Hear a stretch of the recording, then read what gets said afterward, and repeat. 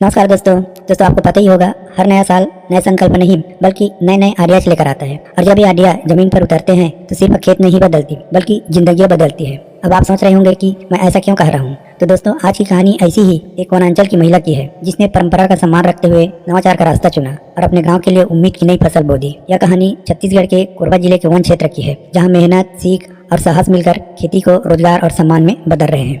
वनांचल के एक छोटे से गांव की राधिका कंवर पोस्ट ग्रेजुएट है। उनके परिवार में वर्षों से धान की खेती होती रही है।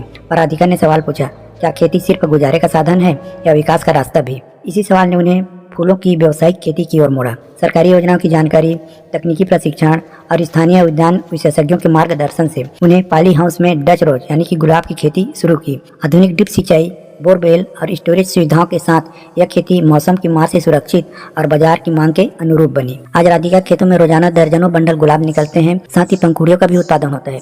लागत और बिक्री का संतुलन समझकर वह हर महीने स्थिर आय अर्जित कर रही है और सबसे अहम स्थानीय रोजगार पैदा हो रहा है। 4-5 लोग नियमित काम पाते हैं, महिलाओं को घर के पास काम मिलता है और गाँव में आत्मनिर्भरता का भरोसा बढ़ता है।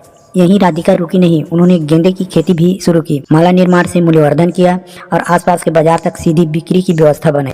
अगले कदम के तौर पर रजनीगंधा जैसी सुगंधित फसलों पर प्रयोग की तैयारी की ताकि जोखिम कम हो और आय के स्रोत बढ़े। इस कहानी का दूसरा अध्याय बिचौलियों से मुक्ति का है। वनांचल के कई गाँव में काजू की पैदावार तो होती है पर सही दाम नहीं मिलते थे।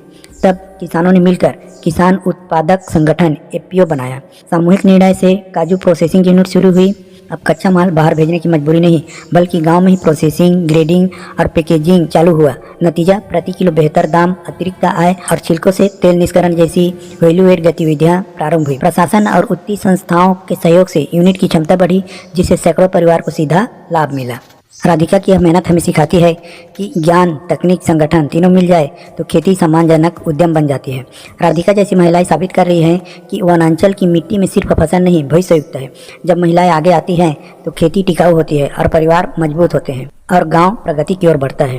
राधिका का नए वर्ष का संकल्प है आइडिया करना, उन्हें जमीन पर उतारना और बदलाव की कहानियां रचना। साथ में अपने आसपास के महिलाओं को आत्मनिर्भर भी बनाना है। अगर एक महिला की सास पूरे गांव की दशा बदल सकती है तो सोचिए हर गांव में एक राधिका जैसी महिला क्या कर सकती है। आइए नवाचार को अपनाएं, सीख को साझा करें और खेती को आने वाले पीढ़ियों के लिए लाभकारी, सम्मानजनक और टिकाऊ बनाएं। तो दोस्तों यदि वीडियो पसंद आया हो तो वीडियो को लाइक, शेयर और सब्सक्राइब जरूर करिएगा। धन्यवाद दोस्तों, नमस्कार।